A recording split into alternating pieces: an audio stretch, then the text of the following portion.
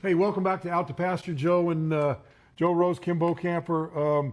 It's kind of the dead time in the football season. Right around the corner now, though. OTAs are over, mini camps are over, guys are taking vacations, coaches are on vacation, and so I think it's a good time for us just to kind of take an overall snapshot of the Miami Dolphins and what we're expecting to see and what we hope to see.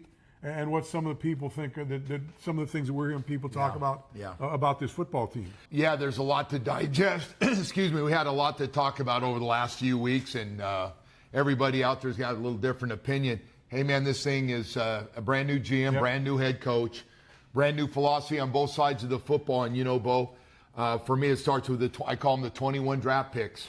13 last year, 8 the year before. And find out developing them in your system offensively and defensively, find out what you have. I think the attitude, the effort, all those things are going to be great. I think they got a real nice coaching staff, hired a few guys, kept a few guys from the last coaching staff of Mike McDaniel. But for me, Bo, it starts with that.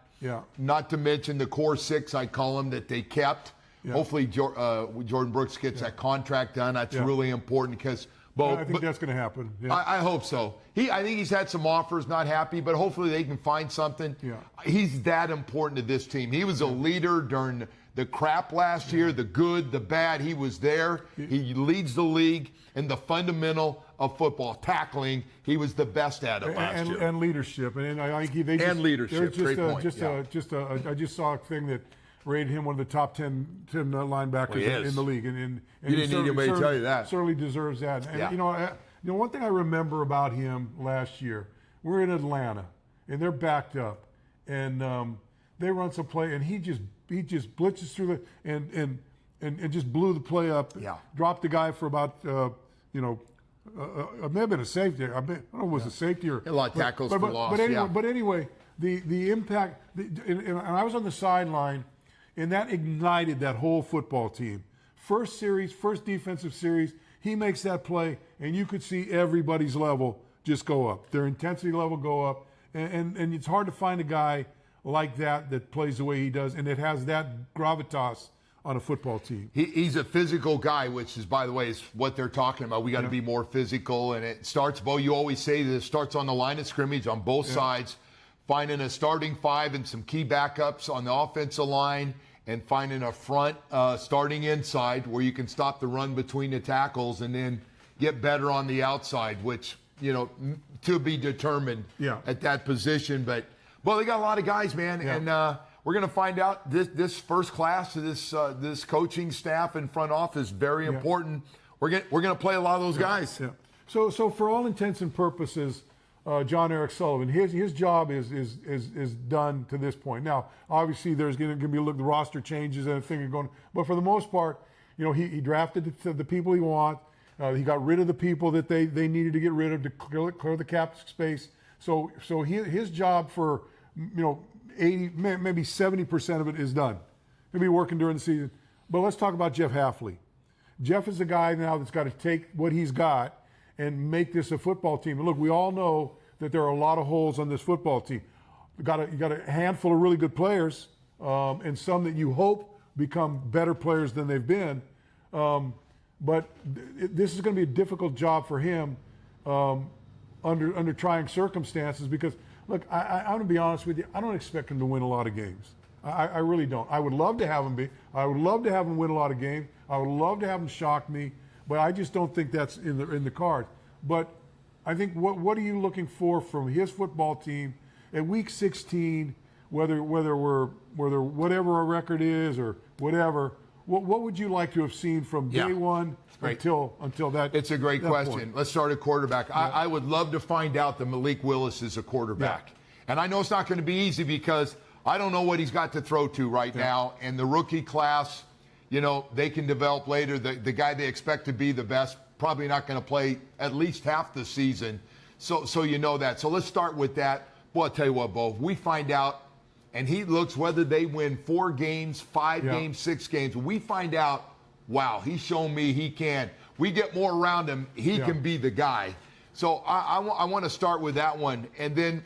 So you're saying we'd like to be New England with Drake May.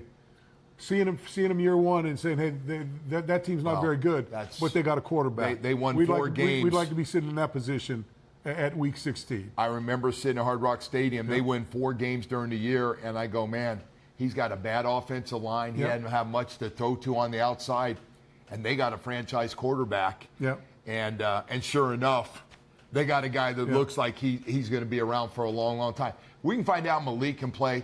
Hey, just think what it frees up for the next draft and not to have to worry about that. I start with that. And then, hey, Bo, it's development. It's finding out this year how many guys can play. There's going to be some Band-Aids. I agree with you. There's going to be some positions where we're going, ooh, we got to upgrade it. And that's why next year, taking this big cap hit, we're going to have money for free agency. We're going to have money for draft and all those holes. And I hope we don't have as many as we could. The secondary, do we have enough? We're going to find out. Pass rusher, I got to find out. A number 1 wide receiver and a solid number 2 wide receiver. Do we have it? Right now we don't have it. So right now we're probably starting off with a number 3 guy as our number 1 guy. And then going down like you got the two Atwells and all these guys that who have been 3 guys. And so that's and then you look at the secondary again. Is it going to be Dante Trader who's going to step up? Michael Taffy. Marshall. Is it going to be Storm Duck? I mean, Marshall. All these guys. Chris Johnson. You hope is a guy that can come in and you can plug and play, and let him make his. Let him learn how to play the game. Well, they are. And let him play as many plays as you can and get him solidified for next year. But then the rest of that secondary, it's a bunch of guys. Ethan Bonner. Who knows who's going to fill out that and roster. We need those guys. A lot of them got hurt last year. You got to stay healthy, man. It's one thing bad play, and it's another if you can't play. And development comes by bad play becoming good play and going from there. Hey, Bo, those number 1 picks, especially the first 2 in the first round on the line, and as you said, in the cornerback or slot position, they're going to play. They're going to start, and we're going to have growing pains probably a little bit. Although I expect them both to be really good. I think Caden Proctor's going to be. I've been telling everybody, don't worry about Caden Proctor. Don't worry about him. And I'm happy with where they've got Caden Proctor right now. They're going to put him playing the guard. He's not going to be a guard for long. No. I mean, long-term. Probably the next year he's going to be over in the right tackle. But as a rookie coming in the first year, you got Paul on one side, you got Aaron Brewer on the other side that can babysit with that guy. Pretty good place to start. All he's got to do is, I've been watching the soccer thing. You got to be like a goalie. You got to just get big. You got to play big. You got to get a big body out there. Just play big and stop what's coming your way. And Bo, think about the security blankets on both sides. 2 good guys to learn from that are playing at a really high level, and for him to step in there, he's a big guy. I don't see guys running him over. That's a big, big man. I think, first of all, I want to see what he looks like coming back and get rid of that knock of you give this guy time off, he's heavy. I think it's really important day 1 of rookie camp. I believe the 21st, 22nd, that guy's got his weight down and ready to go. We're going to find out how serious he is about football on that day. So one thing that if this offensive line plays out the way I think you and I feel that it could play out, it's going to benefit Malik Willis with the receiver core that's kind of going to be a patchwork receiver core. He's got that running ability, and you got those guys up front there that can create room even in the passing game where you find a little space between those big guys and see where you run, and that may be advantageous for that part of the offense with Malik for Malik. More than just talking about the wide receivers, getting back to Malik Willis and his running backs. Having an offensive line that can block. I think that's the biggest thing. If he's got 5 guys that can block, he's going to be a better thrower. He's going to have more time to find guys open. The running game for Achane and the things you can do once Achane gets running. I'm listening to everybody all offseason about how bad the offensive line was last year. I don't know where you rank it, Bo. All I know is Achane averaged 5.7 yards per carry and was 5th in the league in rushing and yards. Not to mention the number 1 pass receiver. So, hey, I think this group's got a chance to be better than last year's group. Austin Jackson's got to stay healthy. Got to. And from there, I just think off what Achane can do and what they can put together for Slowik and the game plan and have put together a game plan, I think it could be really fun. Watch our quarterback take off and run. He can run. And I think the offensive line, Joe, the key to the offensive line to me is Austin Jackson. He's got to stay healthy. Yeah. Got to Well, play. that's huge. Got to play games. Huge. Because and then everything else hopefully falls into place. He should be motivated. He's still a young guy. There's another good paycheck for him out there, and he knows that. I think he wants, and look, nobody wants to get injured, but we need him to stay healthy. You know, we see him with the toe in the off season here and not being able to do a lot. Hopefully these 6 weeks off, he comes back and he's ready to go because we need him at right tackle. He can be a really good right tackle. So talking about coaching, Bobby Slowik, the offensive coordinator, I'm interested to see what offense he runs. Yeah, I agree. I agree. He's gonna steal a little bit from Mike McDaniel. From what he's done because Mike's he's a very good play designer. Yeah. Maybe not play caller, but I think he designs some creative plays, and I think Bobby Slowik has been around with him at that time enough so he'll feed off that, and then put his 2 cents into it. And he did some good things at Houston. I'm interested to see. Yeah, he'll be fine. I'm interested to see what this offense is going to be. You know what I mean? Yeah. Oh, no. I mean, it probably going to have to be run dominant, right? Well, I think so. Yeah. Until we find out what we have on the outside, you want a control passing game, in my opinion. Things that we can get rid of the ball and get it to guys. And as you get better and more comfortable and everything gets better in front of you, then you can do more things and add more things onto this offense. Jeff Hafley, he's going to run that defense. He is. He's going to be the guy. He's going to be calling the defenses and stuff. Yeah. And I think he's excited about it. And from everything I've gleaned from him, he's going to run some multiple fronts. But I think basically it's going to be a 4-man, which plays into the Dolphins' last draft and where we got on the defensive front. Kenneth Grant, you got Biggers, you got Phillips, and you still got Zach Sealer. Zach Sealer. Yeah. And you put those 4 guys there. That's a 4-man line. They're gonna be a lot better than last year. A big guy, and we saw Grant's more physical and in better shape than he was last year. And that's not a critique on these guys because you're a rookie in this league. You've played your whole college football season. Then you're going out to get training for the combine, and you get no time off. So now they've got time off to get healthy again, get their bodies into shape.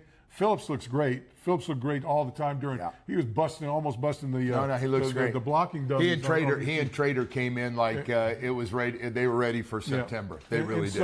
So I think that's going to be a strong point. But boy, I tell you what, the hole on the 2 sides, the edge rushers, that's going to be a big. They're big shoes to fill, and I don't know if we've got the guys with the shoes to fill them. Well, Bo, this is a great question. Look, I don't believe, and I don't think anybody else that really follows this that thinks this, like when this is all said and done this year, go, oh boy, we got our guys for every position.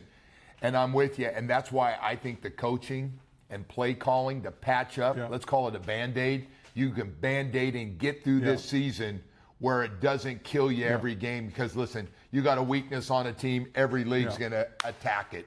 Morning, noon, and night, attack it. So that's what I'm really curious to look. Can you cover up your guys and find what they can do enough of to have some success so it doesn't kill you? And by the way, it helps everybody else as well. But both safety position, corner position, pass rushers, wide receivers.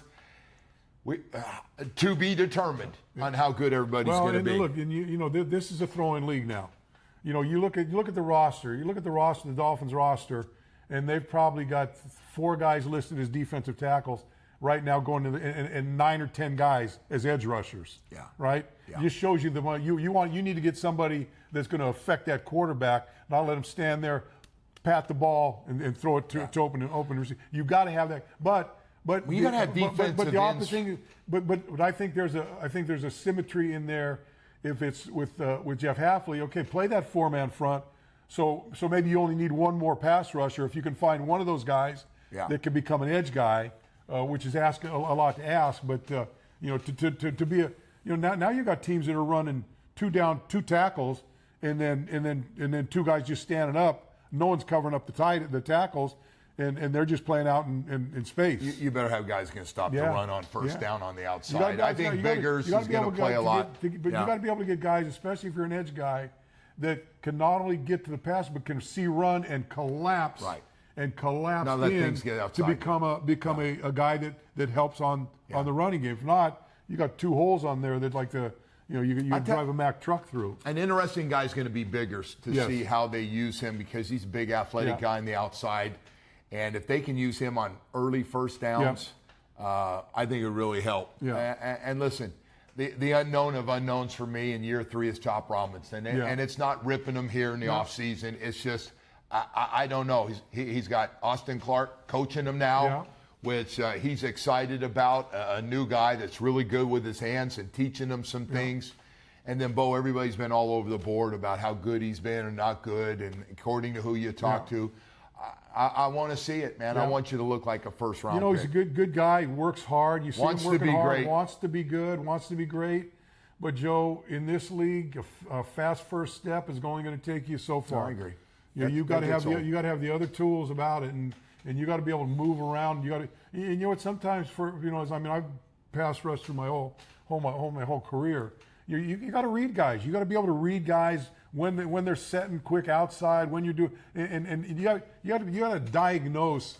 I remember we would go in for the first 2 series. All of the defensive line would come back. We said, hey, what's your guy doing? My guy's setting short. Oh, my guy's setting deep. Yeah. Or this guy's setting. This one's setting deep. My guy's setting short. And so you start to configure the games that you want to play and what they're doing. But this is just going to be a joint deal for that defensive front, where everyone's got to talk to each other. Everyone's got to know what they're doing. And for a guy like Chop, he's got to see, is the guy setting too far back? Do you get wider to widen them out to get a two-way go? Sometimes get inside, change your stance, do different things. And I hope he can figure it out, because, look, they've invested a lot of money in him. And like I said, it's hard not to like the kid. Yeah, no. It's not from wanting to be. Yeah. He wants to be coached up. I know I've been hard on him. But I'm just looking for. But I will say, to your point, you got to be an 8 to 10 sack guy this year. Outside of Malik Willis, you can make an argument. I don't care who you are. Yeah. If you're watching this Dolphin thing, the second most important guy that we need to play well is Chop Robinson. Yeah. Year 3, first round pick.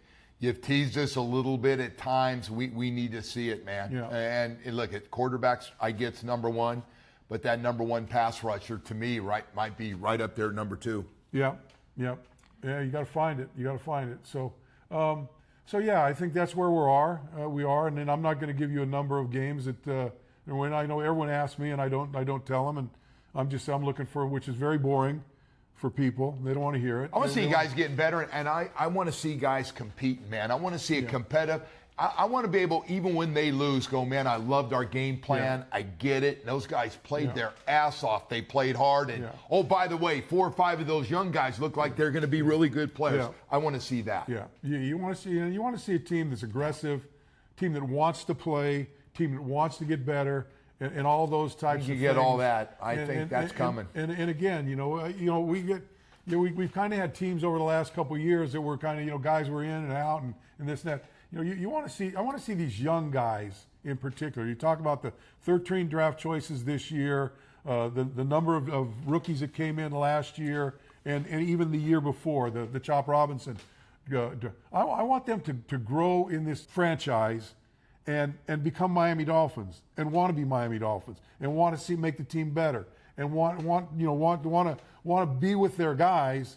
Joe, when we played, the camaraderie on the football team, the camaraderie with the will to win for our football teams, which certainly came from the head coach. Yeah. The camaraderie, I think, came because of the head coach, because you kind of had to bond yourself, because you had to kind of fight off. You had to fight off the big wolf up there. Yeah, but make no mistake about it. That I know nobody's going to be like Don Shula, but the head coaching job, he is the leader of leaders, is the head coach. Yeah. It's still that way. Yeah, and you want that to say something. You want something that to resonate with these guys in the locker room. You got guys like Jordyn Brooks. You got guys like Aaron Brewer. Guys like those 2 guys are the kind of guys that you need to find 4 or 5 more of those guys to create that nucleus that can, like these guys are saying, they don't want to draft a guy and in 2 years, we're not going to re-sign. They want to draft him, and they want to. Have a problem where you got too many good players. They want to grow with them and keep them here for 5 years, if you can keep them here for 5 years. I'll tell you one thing. Considering not a lot of guys make a lot of money, I think you got a hungry team. You got a hungry bunch of young guys who want to show they can play in this league. Yeah. You got some free agents that maybe were reserve players on other teams that realize I got a chance to show I'm a frontline guy. Yeah. I'm going to show them, and I want to make some money. I want a chance to make some big money in this league, and you can't do it.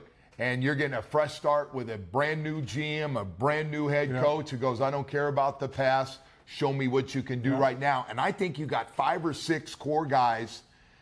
And we talk about them, you know, again, from Brewer to Brooks to Sealer. Those guys are really important going forward on their leadership and, really and how couldn't important have 3 better they're guys in the leadership man, standpoint. those Not at all. I want those guys to go to school with me every day and talk look, to the kids. I don't want to have 6. I don't want 6 captains. Give me those 3 guys as captains. Yeah. And, I knew you'd and like let them that. lead.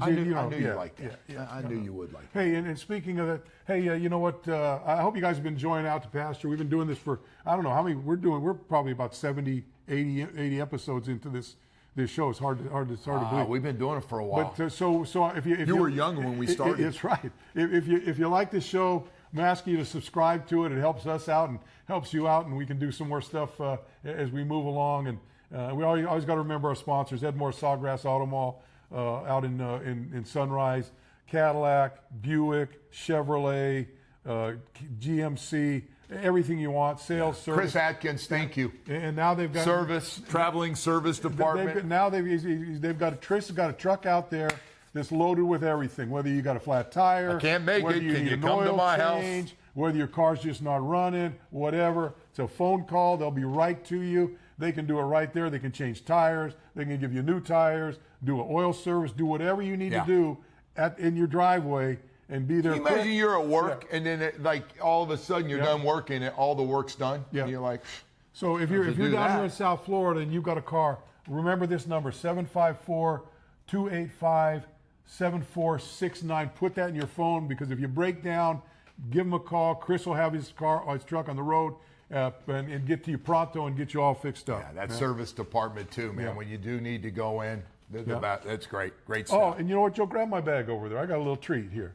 I forgot from our guy Bobby at Villa Italia Bakery. What do you got? You know, You got a coffee cake? no double look chocolate? at the coffee cake Coconut? we had.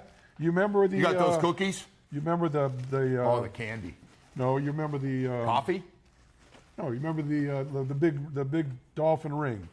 Oh, yeah. The one you've been looking for the last 6 weeks. I can't find it now.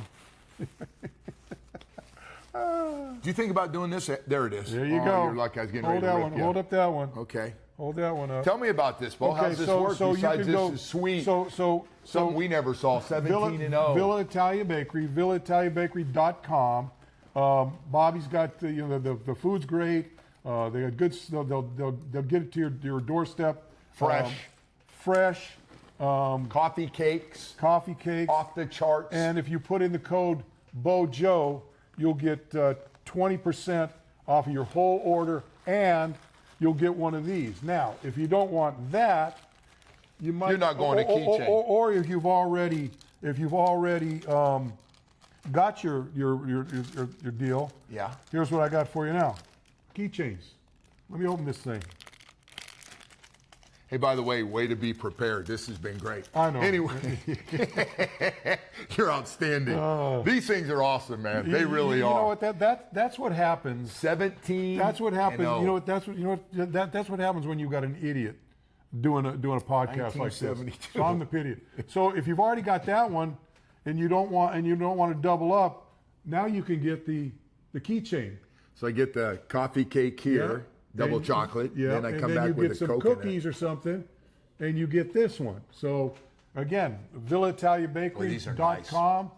Bojo, put that in the code, and you can either choose from the big. This is to put in your car, put on your door. Like, Yeah, like it's that. nice. Nice. This is nice and sturdy for your car, your keychain. How about that? Undefeated team. You'll be the talk of the town, and you'll be the talk of Out to Pasture. Thanks for joining us, and we'll catch you the next time. Thank you.